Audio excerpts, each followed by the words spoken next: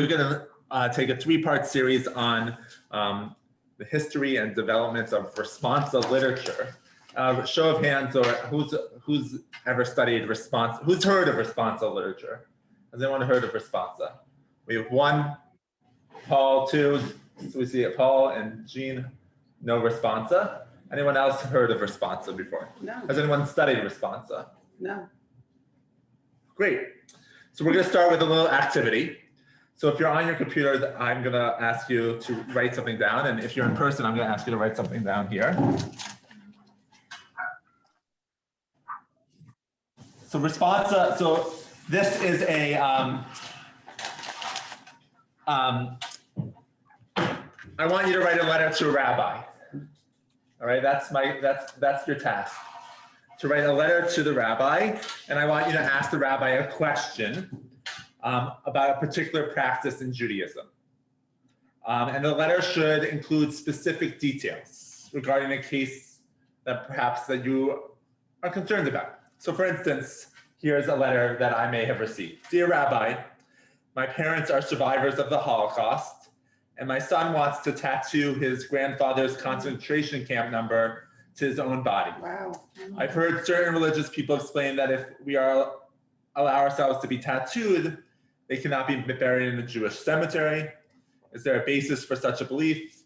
How does this apply to my parents and my son if he chooses to get a tattoo? Wow. So that's a question that I want. That's the question to a rabbi. So online, if you can write something down, what question do you want to ask, or that you've always thought about? It could be about any type of Jewish practice or Jewish belief that you've thought about, but write it in a letter form. So dear Rabbi, and then give me the question in a little details, all right? So we're gonna take 2 minutes or 3 minutes to do that, and then we're gonna share some of those questions if people choose. Everyone, Paul, you got it? Susan, you got it? Great, perfect. This will also help me form the next 2 classes as well. So the more questions we have, the better. Here we. You have to push it down. If you need a better pencil or marker, we can get that. No, I just needed.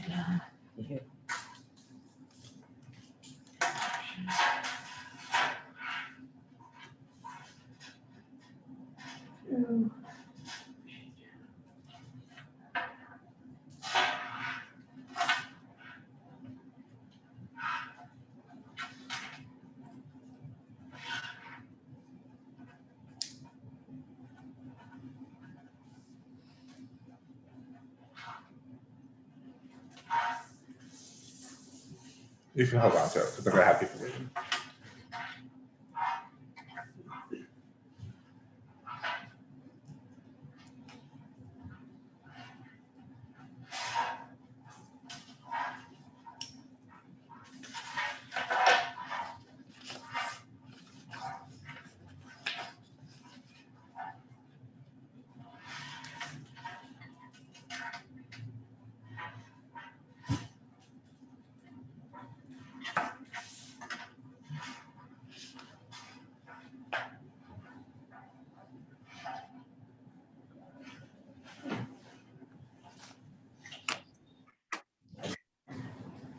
All right. Everyone have time to write their letters to a rabbi? Luckily, I don't have to answer all of them. But does anybody want to share their rabbi, the letter to the rabbi? No, great. And why don't we, so for everyone, that's, let's always say our name so everyone knows people, especially, we can see people's names on the screen, but just so we also know who's speaking. Hi. Sorry. Oh, no problem. Find you. We just started, don't worry. Oh, hi. So, Diana, we wrote letters to rabbis, asking them questions about practice. So we're going to share our questions. That, Hi there. All right, Linda. Linda Rapp. Dear Rabbi, how much time after the funeral can you have the unveiling? Is there any set limit? Great. All right.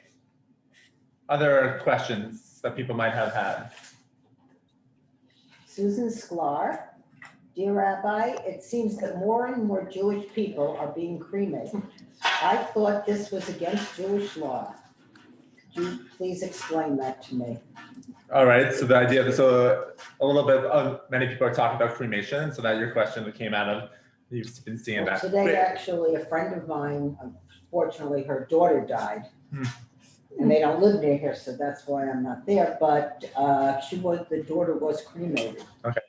Shocking to me. All right, so that's a question about Jewish practice. What other questions do we have? Anyone online have a question about Arlene Laterman? I Yes. do. We have Arlene, Lori, and then Jean. Do you want me to go? I want Arlene to go first. Or do you want me to go? Yeah. Arlene. Me? I can't hear you. Sorry, Arlene. Oh, okay. Dear Rabbi, with all the mixed marriages today, how does Reform Judaism respond to parents of different religions raising their children with both, like in both religions? Great. So what is it? So what Arlene, I think that's an important question, but I just want to kind of fine tune it a little bit. So what is there a Jewish practice question? Is the question should like, dear Rabbi, what do you think of religious school enrollment is happening? Should if we have people of both faiths practicing in their households and going to CCD or something like that, is that appropriate or not appropriate? Is that, are we able to do that? Arlene, is that a fine question? You think so? Yeah, Okay, like, I guess so. I'm just trying to, so we have here, like, I'm just trying to fine tune it because as we will learn, responsa are practical matters. So, right, so they're not just theoretical. So the practical matters, Linda asked the question of like, when can I do this, right? Susan asked the question, can we be cremated? Arlene, I think yours is a really good question, but so maybe one question is, can the synagogue let someone who is going to a church school and a Jewish school part of a religion? Or maybe there, I guess there could be another question in there too. Well, can you think of a better way to say? I'm asking my husband if he can think of a better way. Yeah. So, I mean, I don't necessarily mean like go to CCD or whatever that is, but more like for instance, my daughter is married to someone who is not Jewish. He's I guess he's Hindu and Muslim, and they want the baby to be raised Jewish, but they also want to expose her to his tradition as well. So I guess that's my, how do you? Yeah. So it's something about the not right. So it's something about the person of a different faith and the role that they have in the Jewish family. This is something we could. Well, I hear we can fine tune that a little bit too, but good. Lori, Peter, you had the next question. Dear Rabbi. Okay, dear Rabbi, unfortunately, I have an appointment and I'm curious, I do have a question, but am I going to I'm interested in hearing all the answers. Is this recorded by any chance that I can hear? This is recorded, but we're not going to answer we're not going to do the answers this week. We're going to do the answers in the following week. Today, we're really going to talk about the history responsa so we understand where we're coming from. And I needed to know your questions so I could bring them back to answers to you. So that's part of it. So yes, so give me your question, Lori. Yeah. Okay, so dear Rabbi, so my daughter's getting married. And I'm wondering, is it customary for a bride to wear a blusher in front of her face? Or what's the veil?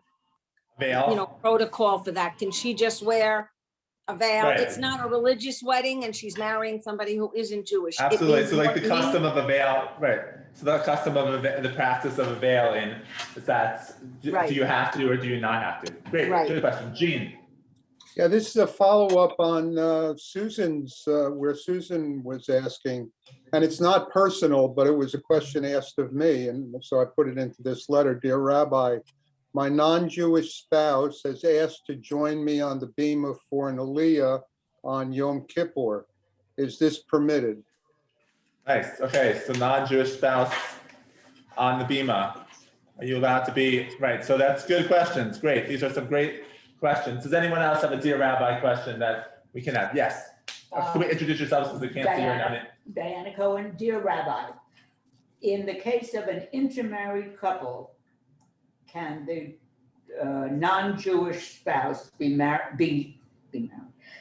buried with her husband or his wife All right, non-Jewish spouse buried with in a Jewish in a Jewish cemetery. Great. So there's good. Awesome. Introduce yourself. Eva Palam, can a non-Jewish spouse be on the temple committee? Great. Non-Jewish spouse be on the temple committee. All right. So a lot of questions about interfaith.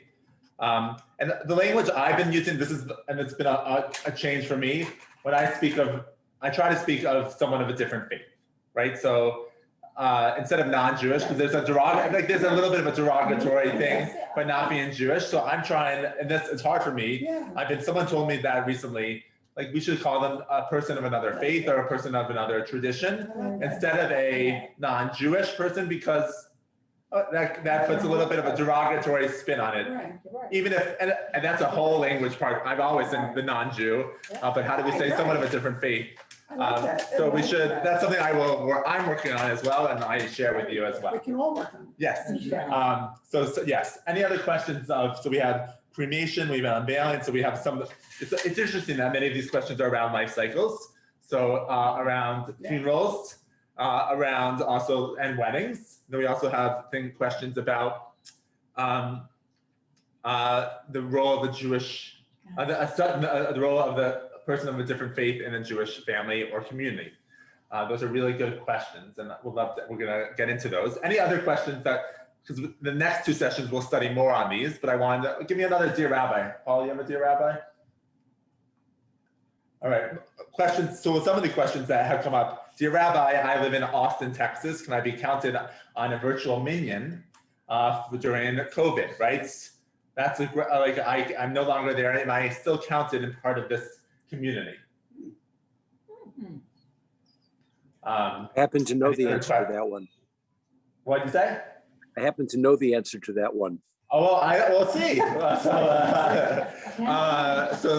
So there's some, recently there's been a lot of COVID questions. So I'm going to take these back, and the following two classes, we're going to delve deep into some of these questions. I wanted to hear what your Dear Rabbi, but first we need to really understand what Responsa is all about. What is this? Because beforehand, only 2 of the about 15 people that are joining us virtually or in person had heard of Responsa. And so we're going to delve deep into that. So before we even jump into that, what are other types of Jewish literature? If we came up with a list of Jewish literature, like shout that out, what's Jewish literature? Give me, if there are themes of Jewish literature, or what's Jewish literature? What do you mean by the theme? So not themes, or like what are categories of Jewish literature?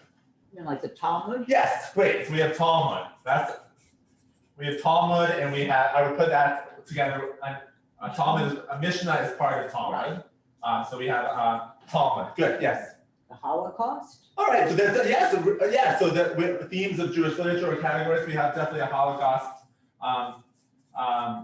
understanding. Yep. Zohar? So Zohar. That's good. So we have Zohar. Good. Throw anything up on the board. We'll go back to some of these. Any other Hebrew literature, any other type of literature, Judaism? History? Historical, yes. We're missing a couple of big ones here. Missing the most important. the Torah. Torah, good. We have Torah, right? So we have Torah. We could do right. We have Tanakh. All right. So what else? We're missing another couple ones. Bible? Yeah. So Bible. This is like I would say Hebrew Bible is here. This is what would be writings and prophets. Poetry? Poetry, great. Song? Anything else? What about the prayer books, the Haggadah? Siddur, yes, definitely. How about cookbooks? Cookbooks, okay, yeah. Culture, cookbooks. Want me to give? The Jewish music or just? Jewish music? We have like a music, right? So Shulchan we Aruch. have many different writings, right? And then let's add Responsa at the end. So Talmud and Mishnah is law, Jewish law. We have Holocaust. There's a lot of writings around the Holocaust. We have the Zohar, which is Jewish Kabbalah, mysticism. We have that. We have historical writings. There are many books about Jews from ancient days to today. So there's a lot of just historical writings. Josephus is probably the first Jewish historian of that idea. We have Torah and the Hebrew Bible. We have poetry, lots of Jewish poetry. Poetry kind of can go through all of these in our Siddur, even in the Torah and Talmud, Kabbalistic poetry. We have cultural Jewish writings. We have music. We have a plethora of different, yes. And also fiction, which we have not. Absolutely, right, Jewish fiction. We have Jewish fiction. There's many different styles of writing in our Jewish canon. There's a books called that are in the Apocrypha, which is like Second Temple Jewish literature that has its own study. But when we study as Reform Jews, like what do we study most? Torah. We study Torah the most, right? I am most confident teaching Torah. I'm most confident teaching prophets and writings. That's where I know the best. Why is that? Why do we study Torah? Why is that? You're a rabbi. Okay, I'm a rabbi, but even all of you, like you know, like if I was to ask, like, oh, how many books are in the Torah, or name characters in the Hebrew Bible, you know it. Because that's the basic. Yeah. It's both the history, the mythology, the core of Judaism. Yes, it's the core of Judaism, the history. Yes, exactly. But there's another reason why, like that's like we focus on. Like we do some, and like the Siddur, the prayer book, is something that I'm pretty confident because we use it a lot. Responsa literature is something that we are not really comfortable around. And why is that? What is responsa? Let's get into that. Exactly. So we want to make sure to figure out what is responsa. So responsa started from the rabbis. After the destruction of the Second Temple, there was no central place for people to really understand how to practice Judaism. Responsa is all about halakha. Anyone heard of the word halakha before? Yes. What is halakha? You've heard Laws. it. I heard it. Laws. Laws, right? The way we practice halakha. So I say that I am a Reformed Jew, and I am I would say that I'm an observant Reformed Jew, right? Some people say, oh, you're not that religious. I say, actually, I'm pretty religious. I'm an observant Reformed Jew, right? I don't follow halakha, right? But You do, to a certain extent. to some extent, but halakha does not drive my Jewish tradition. Right. So halakha is what? So are the rules that many Orthodox Kosher. That's what I was. kosher rules? Right. What other rules? Shomer Any Shabbos. rules. Yeah, any rules about how to live a Jewish life Exactly. that guide them. So if I was meeting with my Orthodox colleagues, they studied a lot of Talmud. They studied a lot of laws and rules that they have to follow. Couldn't Yes. you say that Talmud is actually responsive? So is Talmud responsive? So that's a really good question. So Talmud is Jewish law, but it's not responsa literature. Responsa literature, because responsa literature is letters, questions and answers. So the Talmud was created, which had all about Jewish laws and everything like that. But I am living in Morocco. I need my answer, so I'm going to ask my rabbi the question. I'm going to ask the rabbi a question to this answer. The Talmud is the basis of it, but there are things that the Talmud doesn't cover. There are things that the Talmud didn't know about, from dishwashers to cars to other things. So responsa literature is actually more modern day literature. And it was created with a question-answer response. It was letters to rabbis who were knowledgeable and educated and studied a lot. And they were responding to their local Jewish communities. And so while there are some questions in the Talmud, there are many questions in the Talmud, it's all questions, they're not directed to specific rabbis. And that is what Responsa Literature is about. And there are some very famous rabbis that create Responsa Literature. Is this a new, I mean, we're not familiar, most of us are Right. not familiar with it. So is that kind of new, this responsive? I would think that if you went to a Reform rabbi and asked a question, or you went to a conservative or Orthodox, those responses would be different. for them. Exactly. So we're going to get into that a little bit. So let's take a step back. Okay. So Responsa Literature is the largest single genre of rabbinic literature of any kind, because there's many responsa.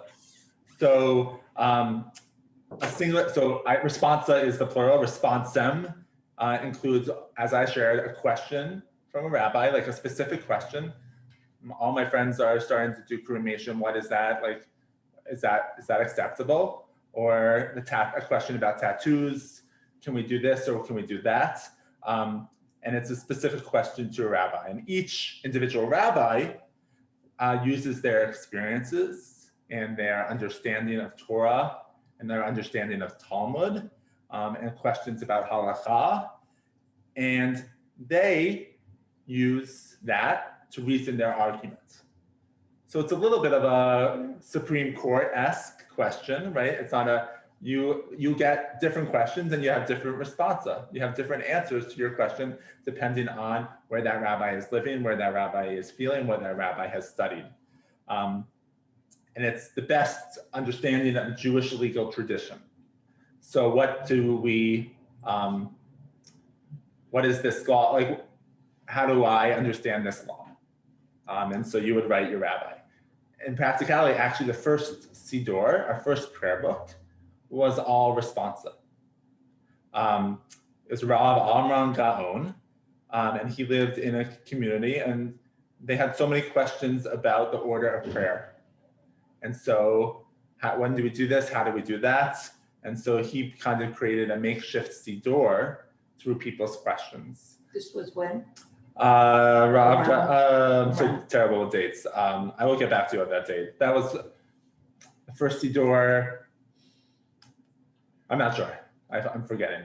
After the destruction of the temple, so after 200 CE, I think 800 CE is that's my recollection, because after the destruction, then there's no centralized prayer experiences. Wow. And after, yeah, 580. Yeah, let me get back to you about exactly when that day was, or if anyone's online and wants to look up Rav Amram Gaon's prayer book, to let me know, that would be great. But Responsa Literature has been really flourished in the Orthodox movements, and really first time in like 1500, when there was non-Jewish observers of the law and they had questions, like they didn't know exactly what to do. So they would ask the rabbi, what can we do and how can we do it? And what needs to be done? Does everyone understand kind of the basis? Yeah. So why then do we not study Responsa Literature as Reform Jews? So broad. Okay, it's so broad.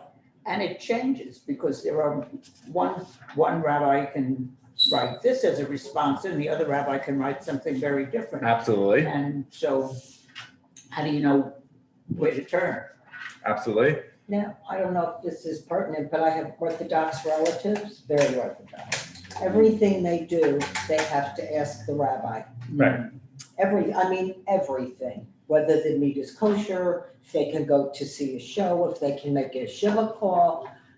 I just can't comprehend that, but they think that's what. You don't trust me. You don't trust me to ask all those questions, Oh, right? It's just crazy. So as Reformed Jews, are we a halachic tradition, right? We halakha, are we following these Jewish laws? I don't know how many of us keep kosher, right? Or how many but we don't put emphasis on halakha. We put emphasis on practice and marking moments and our life cycle events. But, right, I never get a question, maybe once in a while I get a question about kashrut.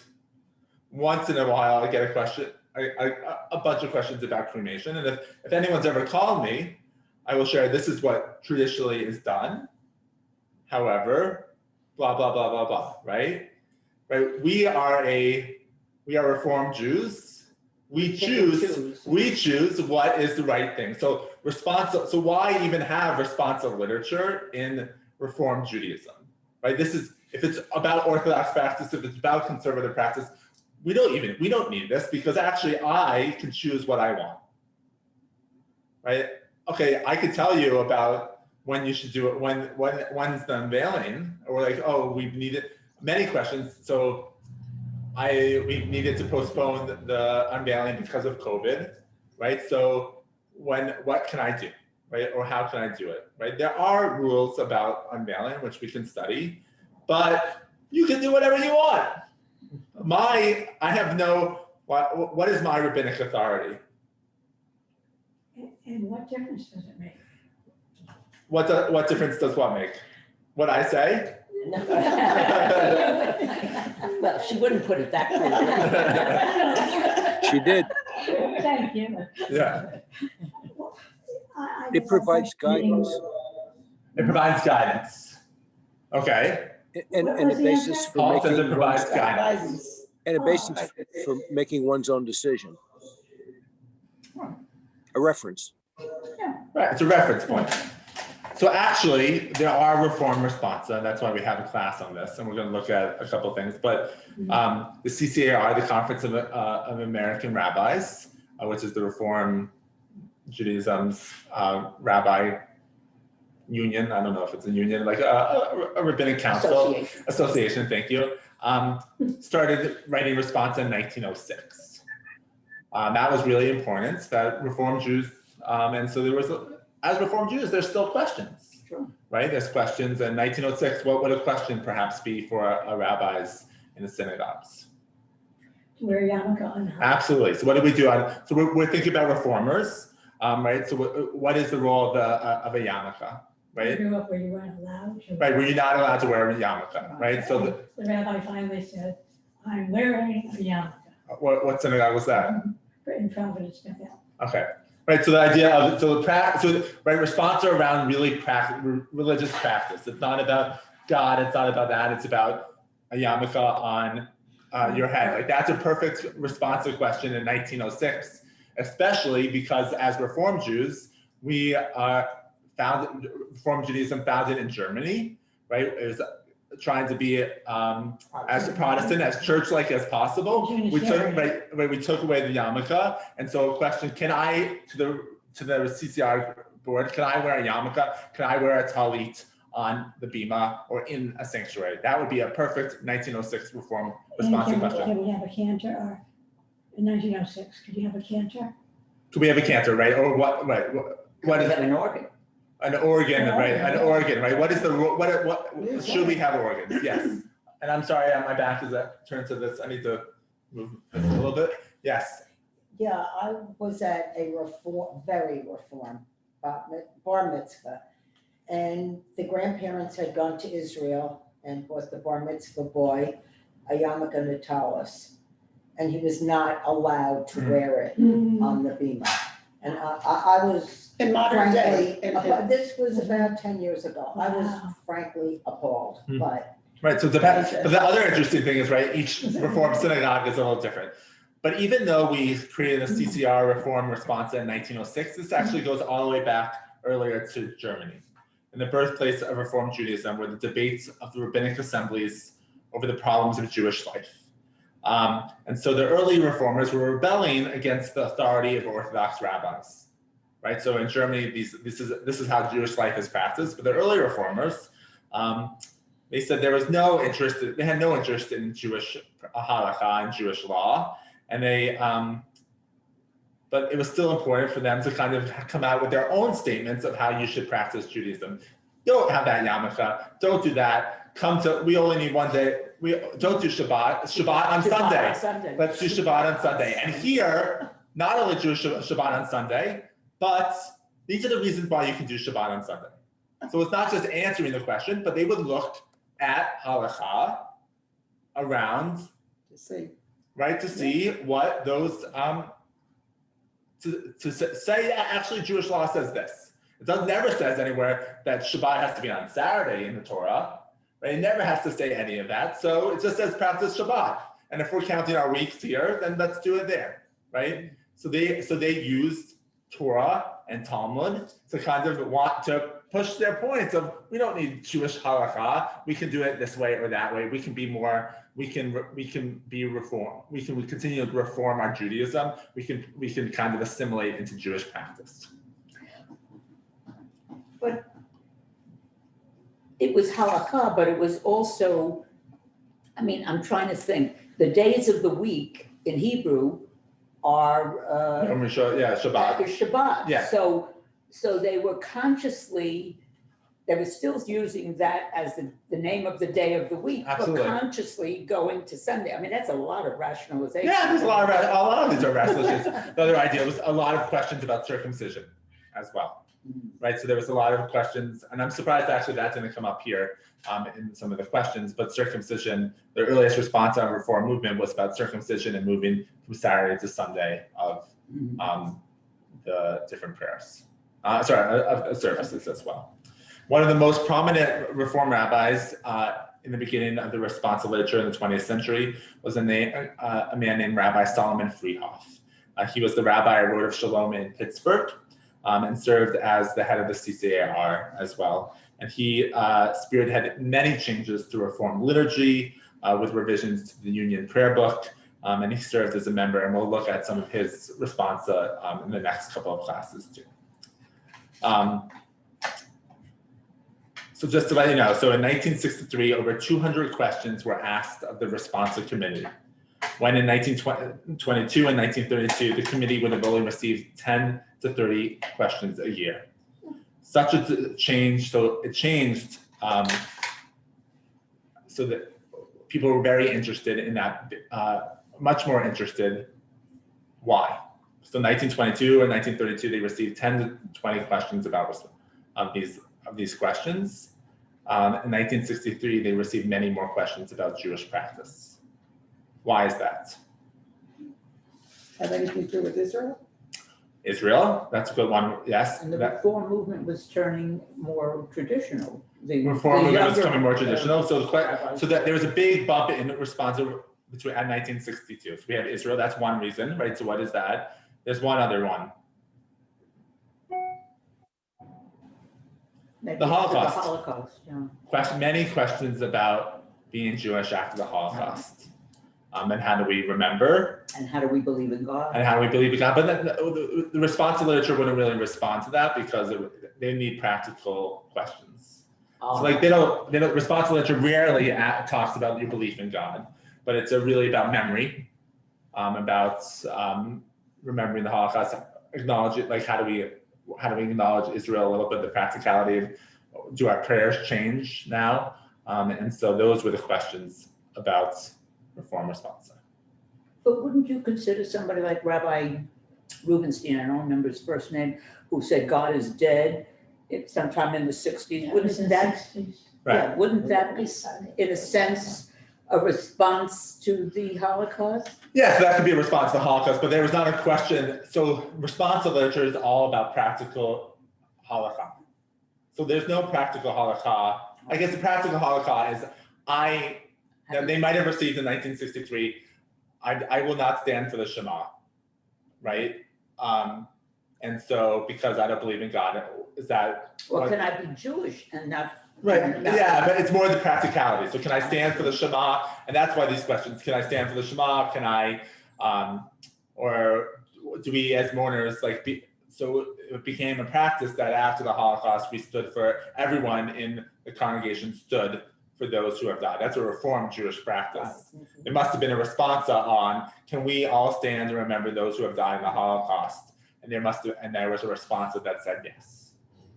And women could be held out as a minyan. Right. So this question's a lot about the role of women, starting in the 1963 as well, right? And even so, the first female rabbi 50 years ago, there were questions about that and the role of a woman on the bima. Those are the questions. And so every year, the response changes for the time. But Reform Responsa is not halakhically bound, right? We don't have to follow that Responsa. There will be teachings, and we'll look at those teachings next week. There'll be teachings and there'll be understandings, but we've had to answer. Responsa it continues to be a literature because there's new things that come about. And we're gonna look at one of those right now. But like COVID, there was a lot of response around COVID and about reopening. There's a lot of response about HIV and AIDS and how we might be a part, how do we welcome the individuals into the community? Or there's response on transgender, right? There, or now that science is becoming more involved in our understanding, we understand science better. What do we say, and how do we address that? So, any other questions about Responsa before we look at one Responsa? Rabbi? Yes, No, Gene and Paul. I may be premature with this question, but did any of the major changes in the movement, like ordination of women, patrilineal descent, did they start with Responsa? Yes, absolutely. So many of the changes in the reform movement start with Responsa. So that's how we make changes in our community. Sounds very feminine. Responsa, yeah. Responsum is yes. So yes, many of the changes. I don't know about the women. I don't know if there's a specific one about the women rabbi as a response. I think that might not have. But other changes are movement changes. But the thing is that we as a synagogue can do whatever we want. Right. We could say do not want a woman rabbi. Right. We could say we are not bound by the CCAR. Actually, now a little bit probably with our hiring process, we can't discriminate because of laws and other things like that. But we could say we're not wearing a kippah on the bima. Even though the reform movement response says we encourage wearing reform or kippah on the bima, and this is why. But we are not bound by any responsa, even though there is a reform responsa board about 15 rabbis that get questions. So you can submit your question to the reform responsa, and I'll share the website with you later too. You can read all of the responsa that has been written since 1906 from the CCR to up today, to say what are the questions that I'm interested in, but I don't need to follow them. That's the difference between reform responsa and Orthodox responsa today. And conservative goes back and forth because they're having a little bit of an identity crisis. Paul. Yeah, after the Holocaust, there was an increase in questions about that.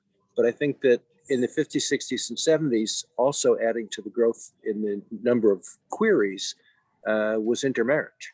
As intermarriage grew, there were a lot more questions that got asked of the rabbis.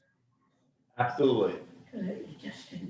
Right. So that's I think intermarriage was a big reason why there is continued, why reform response really increased as well. And we had to address what was happening in our own communities. It's in response, it's addressing what's happening in our communities. That's why there's been COVID ones. That's why there's interfaith. Are there any other things, other issues that might have increased, reasons why we increased the response to reform during those times? I'm trying to think. I'll look at my notes too. Would a question be, do we observe 2 days of Rosh Hashanah? Or yeah, so the question about practicing or bringing back the second day of Rosh Hashanah or different, or yes, exactly, about Hagim and exactly. But this isn't, I'm sorry, go ahead. Go ahead. I talk a lot. Isn't it true though that, well, maybe I'm wrong.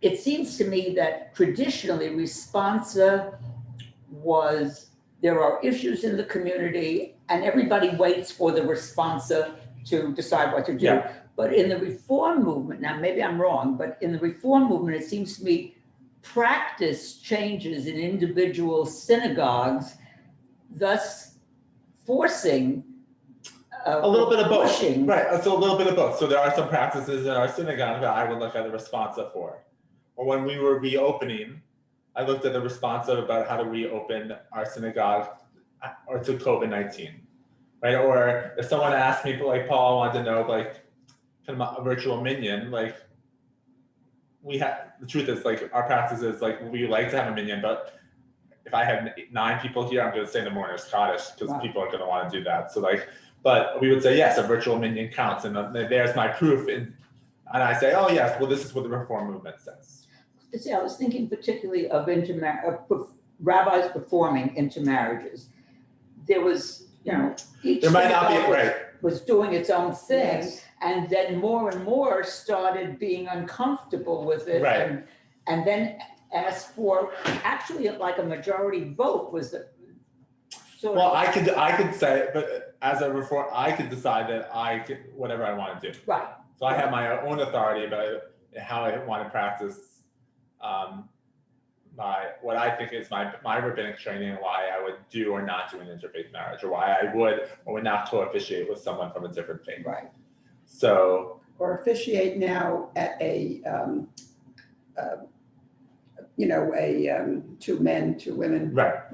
That kind of. So there's also, right, so there's a lot of response on gay and lesbian in the community as well. Right. Yes. And so those are responses to address the time. So I apologize for those online. We're just going to look at a responsa from, this is an Orthodox responsa. And the question came from Shulchan Aruch, which is a book of Orthodox Jewish law. A man shouldn't marry a woman from a leprous family, nor from a nekafim. If a family that has 3 instances, the next children will have the presumption of being this way. Sorry, so the question comes from the Talmud. Now that you have said that a sister establishes a presumption, a man should not marry a woman from a family of epileptics or a family of lepers. So if you know this family is epileptic, what is the responsa on can you marry this person? It says here that you can't. You can't marry someone that has who has leprosy or is epileptic. That is the question. At least 3 members have. 3, right? So that's the question. So if we are the rabbis, what comes up about that? What are the questions that come from that statement? Well, you may not even know whether the person comes from a leprous. So, you don't necessarily meet the family of everybody. Right, you don't know who's a leper, right? Or who's epileptic, right? No one goes around. You might not even know you're epileptic, right? Right. So what's the question? So if the Torah says you shouldn't marry someone who's epileptic, what question would someone write to the rabbi? Dear Rabbi, what? I think this person has leprosy. If the family lives 1,000 miles away, and my son wants to marry the daughter, what do I have? Do I have to go and find the family and find out what the? Right. Or if I'm marrying a woman, what do I have to ask her? What? I'd like to see your health record.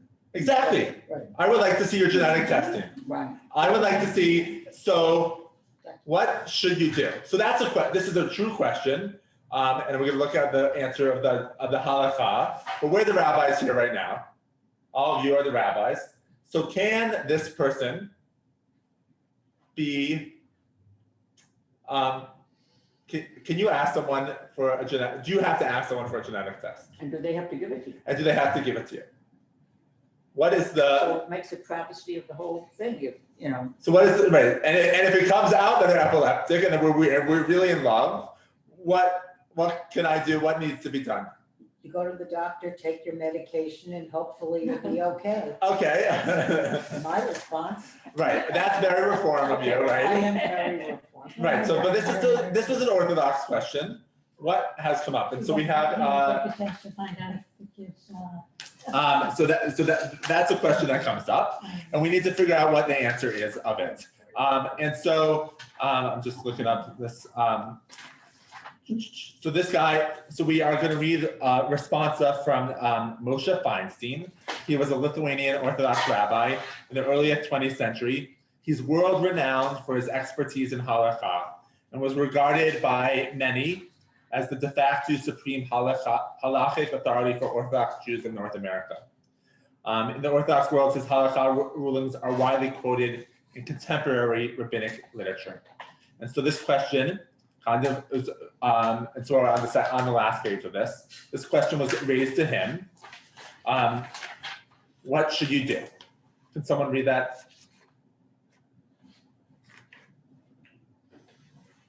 Yeah, great. It is available for one. It's advisable. Pardon? It's advisable. Sorry. I'm sorry. Sorry, read again. Yes. Okay. It is advisable for one preparing to be married to have himself tested. It is also proper to publicize the fact via newspapers and other media that such a test is available. It is clear and certain that absolute secrecy must be maintained to prevent anyone from learning the result of such a test performed on another. The physician must not reveal these to anyone. These tests must be performed in private, and consequently, it is not proper to schedule these tests in large groups as, for example, in yeshivas, schools, or other similar situations. So you're about to get married, and so I'm about to get married. And the law says that you should not, like, leprosy, like, it's not really a thing anymore, right? So, like, I'm nervous. It says I shouldn't marry someone who's epileptic. First, why shouldn't you marry anyone who's epileptic? Because you might have an epileptic child, and you don't want to have a handicapped kid. All right, so you don't want to continue to pass along epilepsy. Any other reasons? Why epilepsy too? Like, let's think about what happens to someone who might have epilepsy. They can't drive. They can't drive, but like, even why was this an issue for rabbis in the Talmud? Right, if you have epilepsy, you have seizures. Right, And so God is. Right, so like the seizures, like that, people believe that seizures were some demons in you, right? So that's right. So leprosy and like that was right. It doesn't say if you have a heart condition. It doesn't say if you have a Cancer. Right. Some other genetic thing. It's epilepsy and leprosy. Epilepsy. Why? People were concerned about seizures, and that's the idea that of a demon or taking over you. It's right. That's something that scared the Orthodox Jewish community, or the Talmudic, as people who knew some science but didn't know all science. This was something they knew about during that, when the Talmud was written. So that's why epilepsy is the thing here. And so, should you get a test? What does the Orthodox rabbi say? It wouldn't Yes. hurt. It doesn't hurt. It's advisable. So it's advisable to get a test. So it's advisable for you to get a test. And then what else? He goes further then. But the results should be secret. But I'm picturing they're about to get married, they have a test, and then the marriage is broken off. Are the results secret to anybody in the community?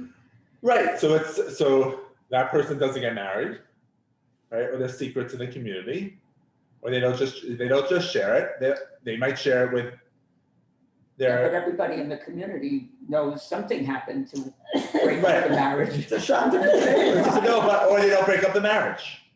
That's the other thing. They don't break up the marriage, but at least both people know that that person might be a carrier of epilepsy, right? And because it remains secret. So it doesn't necessarily break up the marriage. Well, it doesn't say anything about breaking up a marriage. It just kept saying your thing is secret. Your test result is secret. So you know. And secrets are very bad to carry. Right. So that's not healthy. Not healthy. But Shame. so it's either you break up the marriage, or you know that there's a possibility that your child might be a carrier for epilepsy. Right. It's the first genetic screening of this time. But it's more than that. It's not just the question was, can I get married? But what does Feinstein do? What does he? What else does he add to this? People have to know that this is what you have to do, Right, and there should be testing. right? Yeah. You should test your community. Right, you need to make sure that you test your community and you do it, don't do it at yeshivas, don't do it at schools, or don't do it in big things.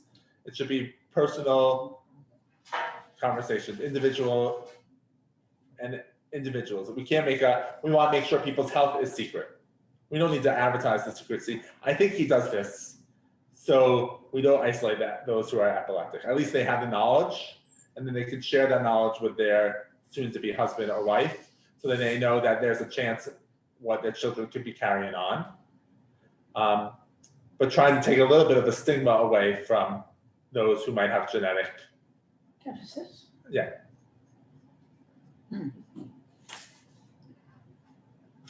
Thought that so genetic testing, as science is developed, we get a lot more questions about responsa around these issues, and there are a lot of reform responsa on genetic testing. In today's world, when a couple gets married, there's a lot of genetic testing. Absolutely. So when I do pre-marriage counseling, Yeah. I encourage all participants to do some genetic counseling, especially if it's two Jews getting married. Really? Especially. Absolutely, yeah, absolutely. So, and most knowing this, like Ariel got tested 3 times for genetic things throughout, and there's even more things that you can learn these days as well. So yes, there's those genetic. Yes, all Jews should be getting genetic counseling. Ethan, I'm wondering whether maybe this was Rabbi Feinstein? Yeah. Rabbi Feinstein's way of saying, of not denying what's in the halacha, but actually minimizing it. Absolutely, right? It's minimizing the halacha. That's right. Or that was written a long time ago. The Talmud was written a long time ago. It's not, we're modernizing our understanding. We know that epileptics don't have demons in them, right? We know that. We understand this a little better. So but it's still Torah, it's still Talmud. However, you should get tested and we should keep it secret. And it's important to know what your DNA is made up of, or what you might have in your body. But I'm not saying you should get married. I'm not saying you shouldn't marry, but you should know, and you should maybe share with your loved one. And you don't need to widely share it. And we need to tell people to get tested. That's a way to know. And then came the AIDS generation, where people were told. Absolutely. So Responsa is actually beautiful literature. You can really track Jewish tradition, and you can track what's happening in our world, right? Looking back, people will look at Responsa of 5780, 5781, and really understand what was happening in our world to ask these questions. And that's what we're going to do in the next 2 classes. We're going to start probably with funerals and cremation, and then we'll look at the the people of the other faiths' role in individual lives and in synagogue lives. I think that is a question that continually comes up for me and our community as well. But knowing that it's just a guide, right? I can read this and I can disagree with them. And we're really going to look at reform response in the next 2 classes. And we use halakha, we use the Talmud, we use the Torah to kind of say our point, but also understand modern day life as well. Are there other topics that you want to make sure, after now knowing we've had this conversation, are there other Dear Rabbi questions that you want to know the answer to? Just cremation and unveiling, and I'll bring some other ones, and just the role of the non-Jewish spouse. Right, the Jewish. Other things that people are interested in learning? Oh, wait, what? Another faith. Yeah, other faith, a person of another faith. I have to write that. It's hard for me too. So it's anyone else have a, if you do email me, you can write a Dear Rabbi, I thought, right? There's a lot of questions about Passover always comes up. There's a lot of questions. Should we change the dates of Passover? Yeah, right. Why are the holidays so early this year? Yeah, I can tell you that one. That's not it. But thank you. So I wanted to make sure we had the groundwork and understanding of what Responsa Literature is about, and now we will study some of those big questions. We'll start with cremation, unveiling, and maybe other funeral practices, and maybe we'll move. And then the second class will be about people of different faiths and the role of Jewish community. cremation, I might add something else in there too. So, good. Questions? Thank you everyone for joining. Sorry, I'm still working on the owl. I need to sit probably at actually that end so I can see you better. Yes, Gene. Yeah, Rabbi, I just want to point out, you might have to look for another term than other faith, because that Yeah. doesn't cover non-believers. Right, so it's so it's a person of other Tradition is of better. other tradition or other practice. Well, now you're talking about a paragraph to take the place of non-Jew. Yeah, a person of, right. So people do it. They call PDFs. Gene, you're retired. PDF is a person of different faith. So like I've seen acronyms for that now. A person of PDT, maybe it's a person of different tradition. Right, so it's the so yeah, it's like it's hard. Right, but that's what we say. Right, we don't say it's a. We now say like kids. We don't say a special need kid anymore. Right, we say a person or a child with different a child with differences. Right, it's always the person first. Right, that's part of it, and you don't want it to say. You don't want it with the Challenges.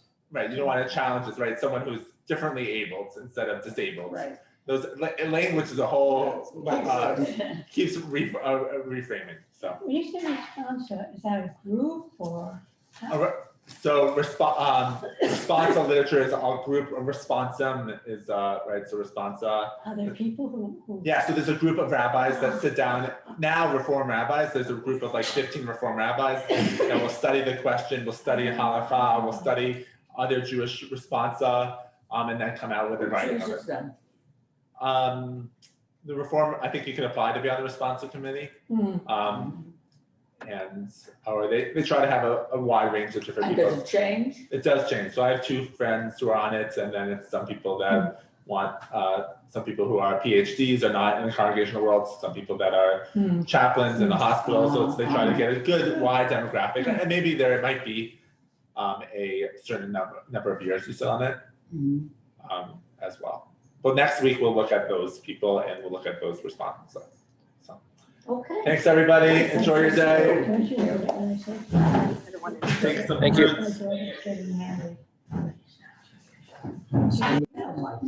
you.